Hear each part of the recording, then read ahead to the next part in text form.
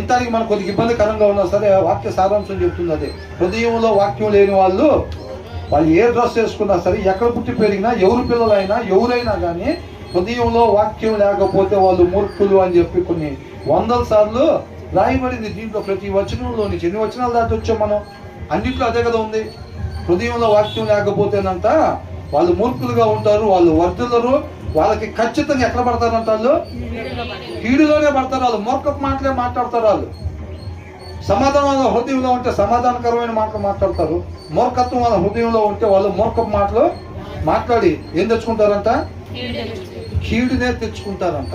కీడు కావాలని అనుకుంటారు ఎవరైనా. కాబట్టి కీడు మనకు వద్దనుకుంటే మన హృదయంలో ఎప్పుడు ఏముండాలి, దేవుని వాక్యం సమృద్ధిగా ఉండాలన్నమాట. కాబట్టి దయచేసి చెప్పేది ఏంటంటే, ఇక్కడ కేవలం 4-5 మాటలు వినటం కాకుండా మనం ఎల్లప్పుడూ నడవాల్సిన రీతిలో మాత్రమే నేను నడవాలి అని అనుకుంటే కనుక ఎల్లప్పుడూ దేవుని వాక్యం మన హృదయంలో ఉండాలి. కాబట్టి ఇంటికి వెళ్ళిన తర్వాత ప్రతిరోజు కూడా వాక్యాన్ని తప్పక ధ్యానించాలి.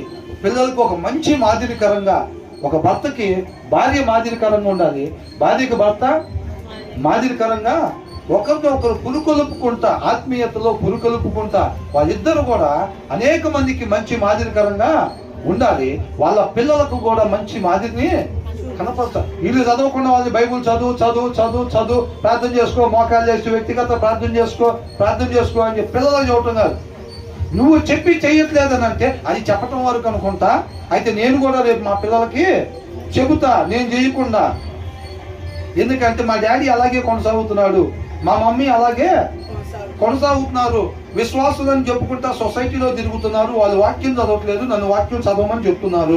వాళ్ళు ప్రార్థన చేయట్లేదు, ఎప్పుడు మేము చూడలేదు వాళ్ళు ప్రార్థన చేయటం, కానీ మాకు మాత్రం ప్రార్థన చేసుకోమని చెప్తున్నారు. అంటే వాళ్ళకి ఏమొచ్చింది, వాళ్ళకు కూడా చెప్పటం వచ్చింది. ఏంటంట చూడండి, దయచేసి ఒక్క నిమిషం చూడండి. వాళ్ళకు కూడా ఏమొచ్చింది, చెప్పటం ఏమొచ్చింది. ఇతరులకి ప్రార్థన చేసుకోమని, ఇతరులకు వాక్యం చదువుకోమని చెప్పటం వచ్చింది. అలా చేయటం వచ్చిందా, రాలేదు. ఎందుకని రాలా వాళ్ళకి, నీ దగ్గర నుంచి వాళ్ళని నేర్చుకోలేదు కాబట్టి, నీ దగ్గర లేదు కాబట్టి.